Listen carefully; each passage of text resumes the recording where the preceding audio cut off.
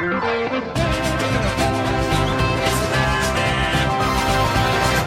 rings, he drops a bag outside. When we read the fucking mail, it's a hell of a ride. One from a buddy, two for the show. 3 orange slices and away we go. Listen to mail. Oh, listen to mail. Gilbert and Frank's very amazing colossal mailbag. Colossal mailbag. Colossal mailbag. Mailbag. Hi, this is Gilbert. Hi, it's Gilbert Gottfried, and this is Gilbert and Frank's Amazing Colossal Obsessions. I'm talking, of course, about Frank Santopadre, and this is our year-end mini-ep.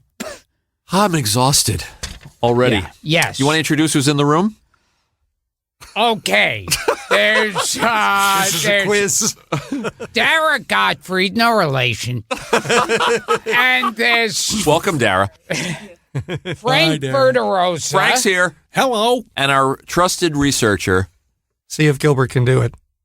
Paul Rayburn. Oh, my Nice. Yes. Who and is that what he is? He's the researcher. Among other things. Okay. Among other things. Okay. Great socks, Paul. Thank you. I appreciate that. They don't do much good on the podcast, though. Now, we should thank 2 people. You want to thank this artist, Okay. Catherine Okay, so it's Catherine Laval. She drew a picture of me and gave it to me at one of the clubs after I performed of me and Lon Chaney Jr., I think in a scene from House of Frankenstein. Sounds right. And then now she just sent me another picture of me like chewing on a weed like Burgess Meredith and next to Lon Chaney Jr. as Lenny. It's great. We'll put it up on social media. She's gifted. Oh, very. She's talented. Yes, very much so. And I want to thank Mikey Anastasio, who sent me a picture of a naked girl changing a light bulb. That is magic. Oh, Merry Yes. Christmas, Gil. Yeah. It's kind of like a Christmas tree. Yeah. Bless us, everyone. That's the highlight of the year, right? Yes, so it's Anastasio sounds like it's one of mine. oh yeah. You may have to apologize to Italian Americans. I need to start changing light bulbs without my car. Did the No, mic I pick already that up? do that. Tara just asked if she would like Gilbert to do that in the house. That falls under the heading of incidental nudity. Oh yes. What if yes. she installed some molding? Would that be okay? I don't know whether it changes the light bulbs. Yes. Gilbert's not handy around the house, Tara? I just bought those ones that are supposed to last 22 years, so I didn't have to worry Will about he them. last 22 years? I won't last till the end of this episode. And who else did we want to thank? Frankie, an old friend of yours, sent us. Yeah, well, Neela Schuster, who I guess owns and runs Scott and Ivy's Chocolate Factory, sent a giant box of dipped Oreos that have the nutmeg logo in a couple of different versions, Gilbert's face, a drawing from Drew Friedman, other photos, the podcast logo, and they're amazing. You guys ate them and saw them. Yeah. I was pretty blown away. So Thank you. And what's the name of her company? Scott and Ivy's Chocolate? Scott and Ivy's Chocolate Factory. Pretty Thank you. awesome. How does she say her name? Neela Schuster. Thank you, An Neela. old high school friend, and she's awesome. We were all very surprised to see that. Dara was thrilled to see her family immortalized on an Oreo. And then eaten by Gilbert. And then consumed by Gilbert immediately afterward. We want to thank Mario, too. Mario Cantone, just for coming here and working his ass off. And on the mini episode and the full episode. And that was a lot of fun. we have been deluged with social media, with posts and with tweets.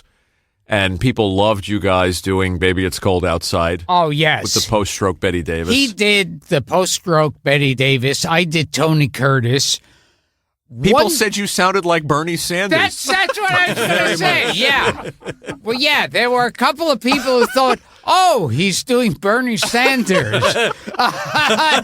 Could you distinguish for us maybe the difference, the finer points between Tony Curtis and Okay. Hi, I'm Tony Curtis. Hi, Bernie Sanders. They're very different. Yes.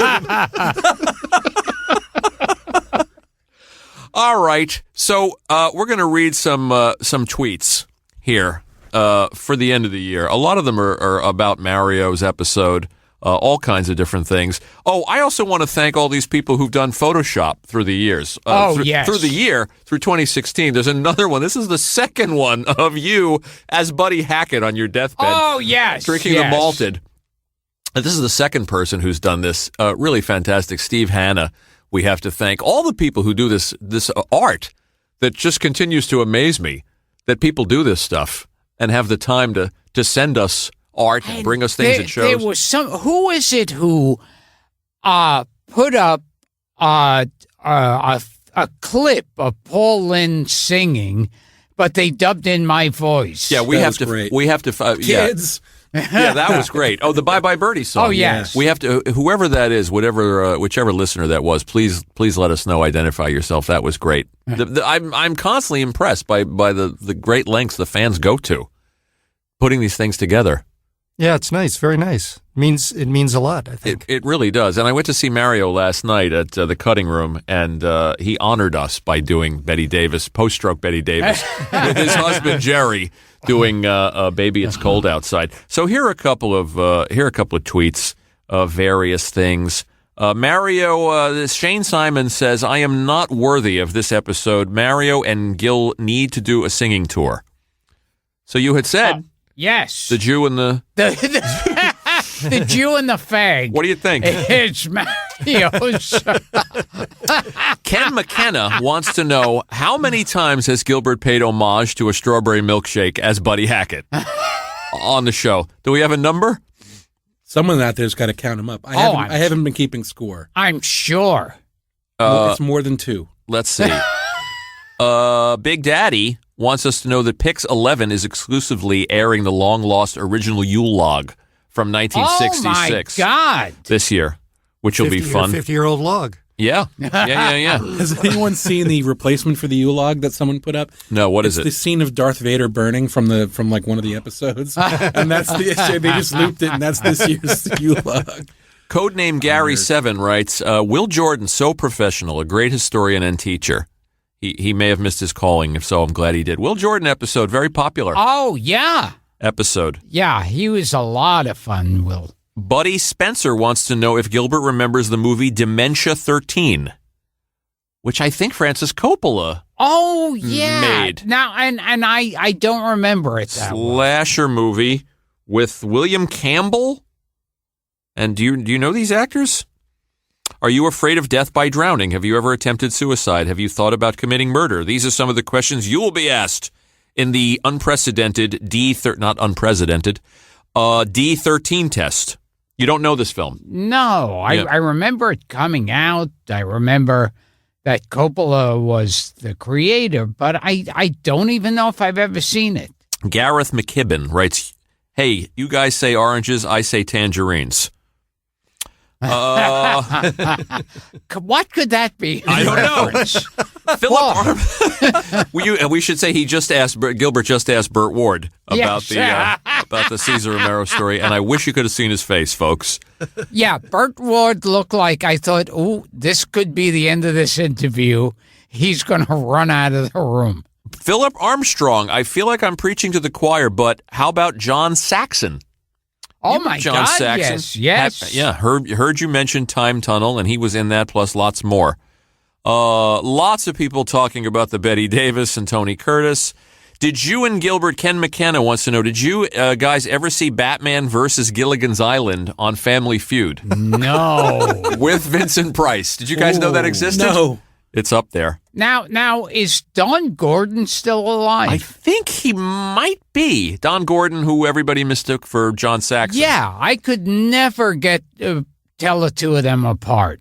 We'll look for Don Gordon. I'm sure he just died if we mentioned it. Yeah. There's a lot of that going around. Don Gordon, let me see. Look him up. Yeah. Paul's going to look him up. Philip Armstrong also says, good afternoon. We were just watching The Searchers, and after a quick Google, Vera Miles is a good fit for the podcast. Oh. Also from Psycho. Oh, okay. Still around. What do you think? Kevin Cunningham says, we watch a lot of Christmas movies with the kids. Lemon Drop Kid and Holiday Inn is my favorite racist double feature. Dara, do you guys watch Christmas movies in the house? We watch racist films. We're quite fond of racist films. When it's holiday time. I would like to know how the Gottfrieds celebrate the holidays. Well, first we watch Birth of a Nation. And then you watch Election Day 2016. And Then we get some films sent over by the Klan. God almighty. How are you doing on Don Gordon? I listeners may have figured out by now that Frank has a unique ability, rather spooky ability, to tell who is alive and who is not. Now here we go. Don Gordon. John Saxon's alive. I know that for a fact. Well, we're not talking about John Saxon. I think Don Gordon's with us. November 13th, he turned 90 years old. There we go. Frank. Don Gordon is 90? 90. He just turned 90, but there's no rush. Yeah. Let's take our time. We talked about Barry Gordon as the actor who was singer in Nuttin' for Christmas when he was a boy. And he was in that Bobby Darin film. Pressure Point. Yeah, where he plays a young Bobby Darin. Yeah. And he's been in a bunch of things. Well, Nick O'Time tweets to say, I know Barry Gordon as an 80s Ninja Turtle. The man is so Jewish he played a rabbi on Curb Your Enthusiasm. You do a Ninja Turtle voice, don't you? Oh, yeah. I'm the voice of Krang the Subprime. Which we've recorded here a number of times. Yes. Have you done it here? Yes. With Andrea Romano directing, who I read a thing recently, she's retiring. I worked with Andrea Romano in L.A. She's amazing. She's the best. After working with me. She said, this is it. I'm done. I can't do this anymore. No, whenever you hear her voice down the line, you know it's going to be great. So I worked with her on some Sylvester and Tweety cartoons that I wrote in L.A., so it's a small world, isn't it? Norm Mailer writes, I'm going back through the podcasts I've missed. Lee Grant is my new favorite guest, smart and funny. Oh, terrific. Wasn't that a highlight, Dara? Amazing. And wasn't it great? We got off. She has one of those elevators that opens into her apartment, and we got off the elevator, and she was waiting for us. She was so happy to have us there, and she was so gracious, and a lovely, lovely woman. She wore jeans. Yeah, and she loved Gilbert. She just wanted to adopt him. Yeah. I'm not sure what that was about. Yeah, she was like grasping my arm as we were walking out to her. Motion Worker writes, hey guys, can we make sure Gilbert visits a pizza store today? That's because I always say pizza store instead of pizzeria. Rest in peace, Buddy Spencer. Rest in peace, Bernard Fox. Dr. Bombay died from Bewitched, and Dara mentioned that. Yeah, maybe other than Tabitha, the little girl who played Tabitha, whose name was Erin Murphy. Bernard Fox would have been the last surviving cast member from Bewitched. They're all gone. Elizabeth Montgomery, both Darrens. Alice Ghostley's dead. And Paul Lynde's dead. Talk about the curse of Bewitched. Yeah. What about the curse of this show? Yeah. I'm kind of afraid being in here right now. I mean, Dick York. Yep. He had some kind of back disorder or something, and he had to quit the show because he was in too much pain. And then he lost everything. He had no money. He said at one point his kids went out and got bottles and cans out of the garbage. That's sad. To turn in for money. And he had something where he lost all his teeth, and he was like, he took a job cleaning people's houses. It was... Oh, and speaking of people passing, we really should talk for a minute about Alan.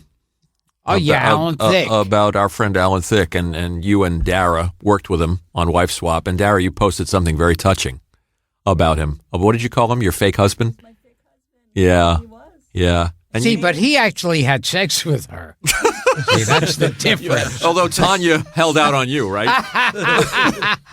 Yeah, that was a shock. Alan Thicke is one of those people. I busted his ass so many times over the years, which is unlike me. Unlike you. Totally unlike you. But he was one of those people who could take it and laughed along with it and had a great sense of humor. He did. About what his image was in the business. He did. Ambivalous, in fact, tweets, we are all expecting some kind of Alan Thicke impressions by Gilbert on the next Colossal Obsession, so don't let us down. Mama, don't leave the light on. I'm on the road tonight. Everyone needs a dream to hold on. I'm gonna make it on my own. Running in the thick of the night. He would be honored. Yes. Gilbert was right on with Dick York, by the way. He was died of emphysema. Yeah. Way to bring the room down, Paul. At age, yeah. We were having too much fun at 63. This is a holiday show. Oh, sorry. Yeah. No, Dick York. Dick York, wasn't he in a very famous Twilight Zone episode? Oh, yes. Which one was that? Can you look that up? Or while Paul looks that up, Bob Dukart says Betty Garrett was a hardcore communist. We talked about that. Irene Lorenzo right. from All in the Family. Yeah. That emerged in the Will Jordan episode. Do you remember? I just have the name of the episode so far. The Purple Testament.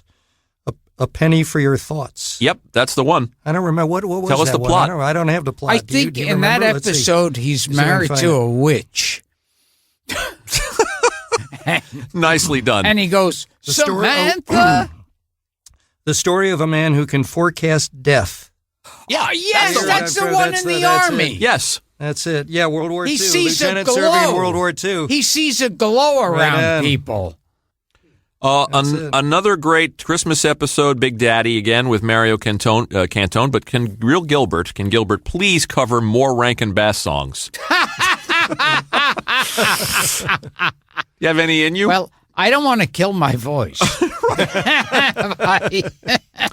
Joe Dutra writes, I can't breathe from laughing. Baby, it's cold outside. My God, I almost pissed. You are geniuses. Tears in my eyes. People love that. People went People went bananas for that. It kind of I heard it and I kind of thought this is going to work.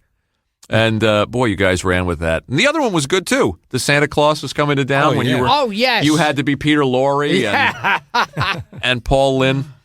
People are tweeting Tim Conway on his birthday saying, please do the show. Oh, yeah. With Gilbert and Frank. Tim Conway, I think, turned 83. How we doing on Tim Conway, Dara? What happened there? I got to try again. I'm going to try again for after the new year. Okay. He's too young. Was he a Roger person? He was, and he said he would do it, and then I don't know what I think they were moving. Yeah, I think he and his wife were moving.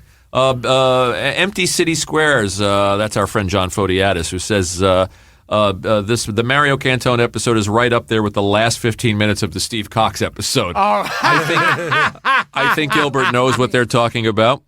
John also says, I'm not sure what I love more, Mario Cantone's Liza on Ambien or Gilbert's Squatty Potty commercial. That's become, I get a lot of tweets about the Squatty Potty. I actually just saw one in person. The creative director here at Nutmeg, a guy named Dave Rogan, got one from his Secret Santa. Oh, my Are you box, serious? and There's a Squatty Potty. We use them in our house. We have them in both our bathrooms. I used the wrong. I pooped on it. I didn't know how it worked. I'm glad you're using the products. Yeah, sure. I can't say I own a Squatty Potty. Shane Simon, I re-downloaded the One Hit Wonders episode and Gilbert singing Judy in the Sky with glasses. Oh, Judy in Disguise with glasses is a life highlight. Yeah.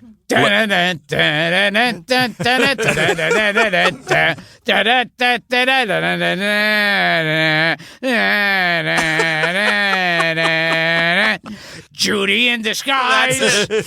That's what you are. A lemonade pie and a brand new car. Come to me tonight. Come to me tonight. Judy in Disguise with glasses. Nice. Nicely done. There was no rehearsal? You just went right into that? went right in and did that. It's amazing. We get more Cesar Romero tweets than anybody. I don't know why. Just people. Someone, S. Cassidy, tweeted us a photo of Caesar in the Joker Surfs Up episode with a Joker holding a green, said he's ready to throw avocados. Oh, my God. Let's see. Mel Cecilia, I hope I'm getting that name right. I played the Mario Cantone episode twice while driving across New Mexico just to laugh again. These people are obsessed. Frankie, you'll cut out the dead spots here, right? What? What? Then we won't have a show at all. 2 minutes. Post-stroke Betty Davis, hilarious. Beautifully composed. Someone, Screen Themes is tweeting about the TCM. Did you see the TCM video, the tribute to all the people who passed this year? It was rather touching. Yeah. She writes a beautifully compiled tribute, so many sad losses this year. I'm going to use that to plug our upcoming In Memoriam episode, which we will do very, very soon by demand. See, I think sometimes the Oscars really fuck it up. And they'll they don't do it well. What? They don't always do it well, do they? Yeah, they'll do. Leave people out. They and also they get too artsy, where the camera will pull back and show the entire stage and the audience, and you go, no, we want to see the person on screen. Put that person on the screen. Yeah. Well, I recommend everybody take a look for the ones TCM does. Turner Classic Movies are perfect. They're pitch perfect. It's always the right piece of music. They include everybody. They take their time with it. I thought the Oscars this past one did it right. Yeah. Because they just had each person on screen. They didn't pull back and get artsy or anything like that. Mm-hmm. Craig Peters writes, holy shit, I'm going back through the catalog. Tony Orlando episode is fucking epic. My favorite. That was your favorite episode, Tony Orlando. Loved the Tony Orlando. Wasn't he sweet? Didn't he just fill this room? Yeah. Well, I got a call from him recently. What did he want? What did he? He left me a message. I saved it on my voicemail. Really? Yeah. He said just how much he loves us and how much he loved the show and how much he'd love to come back. And I think we got to have him back. It was time, and he's just genuinely just such a nice guy. He apparently got over the bad moment when Gilbert sang 2 or 3 verses of Tie a Yellow Ribbon, and he finally said, would you let me sing some? Let me sing! He called my parents, so that gave me serious credit. That was another thrill. He got on the phone with your parents and Gilbert's sister. Oh, yes. Yeah. Yes. Yeah. What a sweet man. What is your favorite episode, Frank, of the year of 2016? There are too many, but you love that Dr. Katz thing. Dr. Katz makes me that whole losing it moment, because there's just something about his rhythm and his setups that just I die. But I've always been a fan. Yeah, that was a great one. And then certainly, Bob Einstein ripping everyone apart was pretty great. Oh, wasn't that just magical? Yeah, we got to have both those guys back together. Bob Einstein and Dr. Katz. Yeah. Oh, Dominic, and Paul, you like the Dominic episode. He's sitting right in that chair serenading us. Such another nice guy. Who says actors and comedians aren't nice? We've so many of the people who meet Gilbert. Yeah, exactly. But Dominic Chianese made me cry in much the same way that Gilbert often makes me cry. Well, when I listen to this would be when good for either Paul. one of us sings.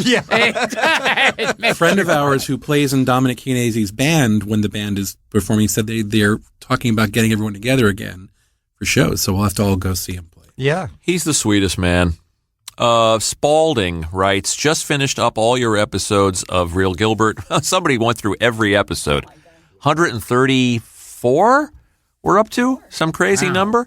It's hard to pick a favorite, but I sure hope Pat Cooper is on again. Oh, Pat Cooper was great. If his heart can stand it, we'll bring Pat back to rant some more. Maybe a quick mention to Peter Gatt posted a little picture, a poster of Zsa Zsa Gabor from Queen of Outer Space. We lost Zsa Zsa. Oh, that's right. Yeah, 99.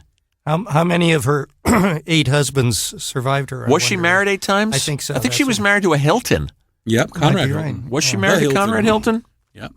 Tim Maples writes, Mario Cantone is the best gift you could give your fans. Merry Christmas to all involved.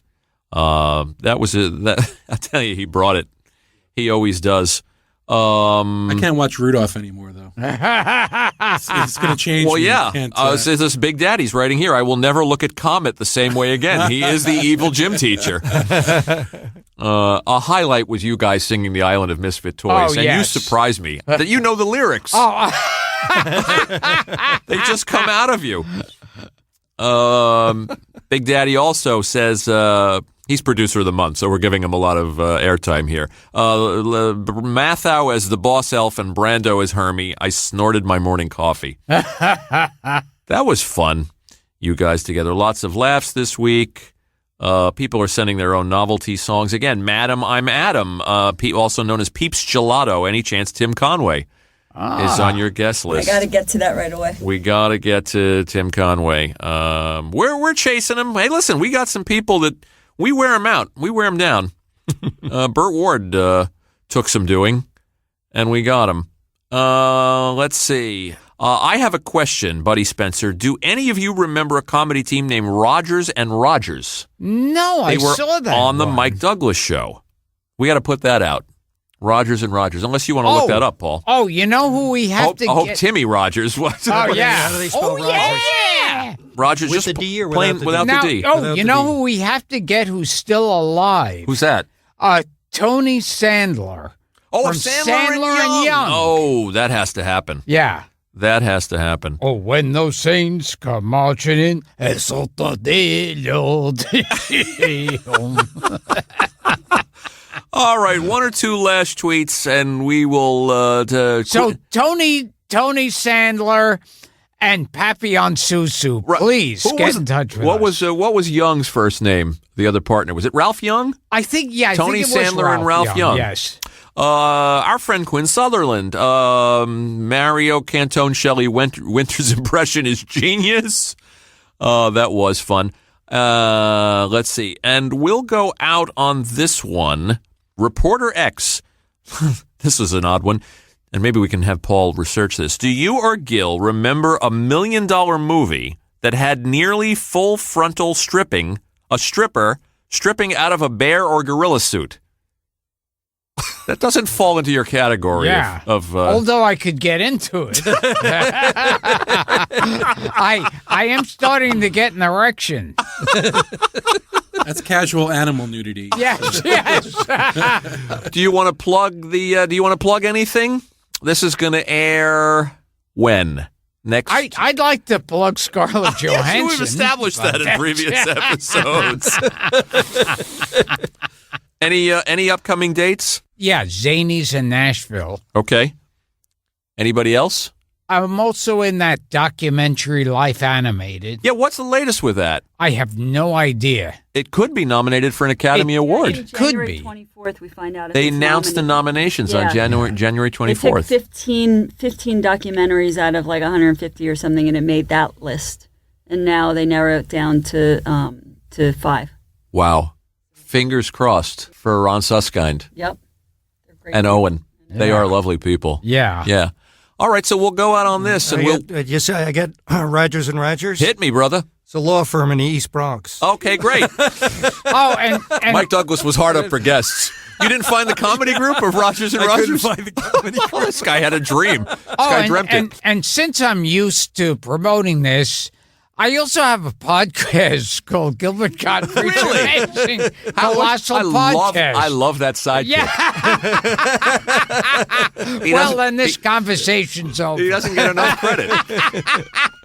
Anything else, Dara? It's been a wonderful year, It's been a wonderful year.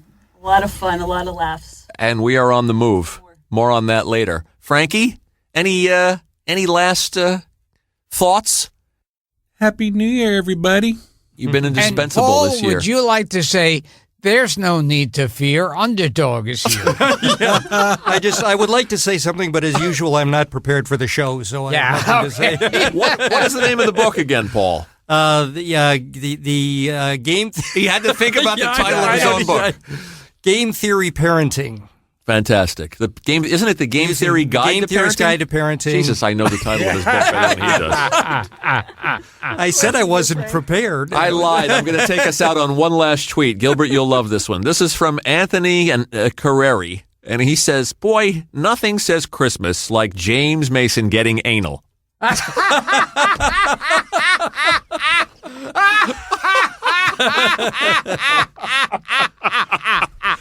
Thank you, Anthony. Thanks See, to all. I like to do subtle comedy. I know that.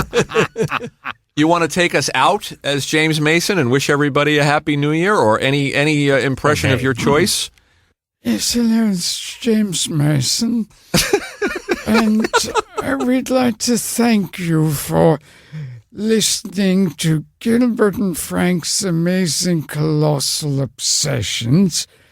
And now I'd like to do me getting anal. Oh, yes. Maybe put some Vaseline on it first. This is a holiday episode. Okay, I'll bend over the desk like you insist.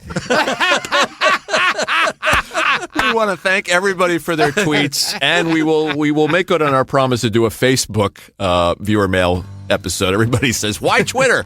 Why only Twitter? Because it's easier to do once we're in the booth. So thanks to everybody for the year. It's been great. Dara, any last words? I'm going to go change some light bulbs. Now I'm aroused. Paul, thank you. Frank, fantastic year.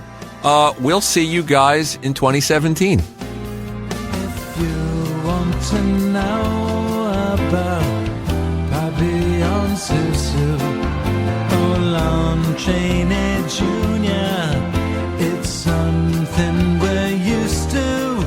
Colossal obsessions, these things that we've studied, like why Groucho helped Chico, 'cause he needed the money. If you have a comment on Cesar Romero and those oranges thrown by those young caballeros, you can ask what you want, anything on our biz, but please keep it short, just like have a finish it.